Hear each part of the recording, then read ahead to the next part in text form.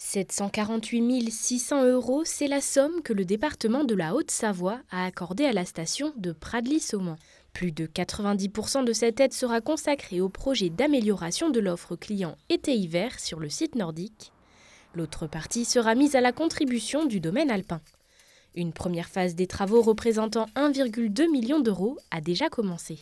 Ça nous a permis d'investir dans des engins de damage pour le nordique, qui sont juste derrière moi, mais également une motoneige et puis toute la partie signalétique sur le plan nordique. Sur la partie alpin, donc il y a également un plan de département et c'est d'améliorer, de remodéliser nos pistes pour améliorer l'enneigement.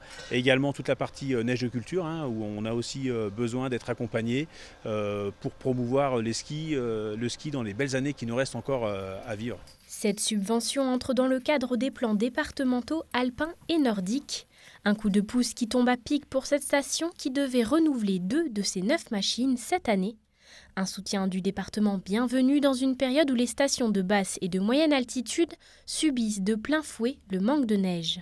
Malgré ces conditions météorologiques compliquées, cela n'a pas empêché cette station de se rapprocher de ses records de chiffre d'affaires. On ne pourra plus ne faire que du ski, mais s'il n'y a pas le ski, la transition va être très difficile. Alors accompagnons et poursuivons là où c'est possible.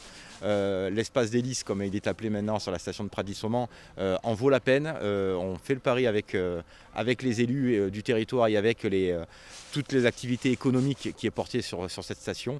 Et puis il y a des endroits là où on sait que ce n'est plus possible. Travaillons sur la transition et c'est le cas sur d'autres stations où on les accompagne également. En contrepartie de ces aides, la société publique locale Laramaz, gestionnaire de la station, s'engage sur le site nordique à geler les tarifs pour les familles, les enfants, les scolaires et les personnes vulnérables jusqu'en 2027.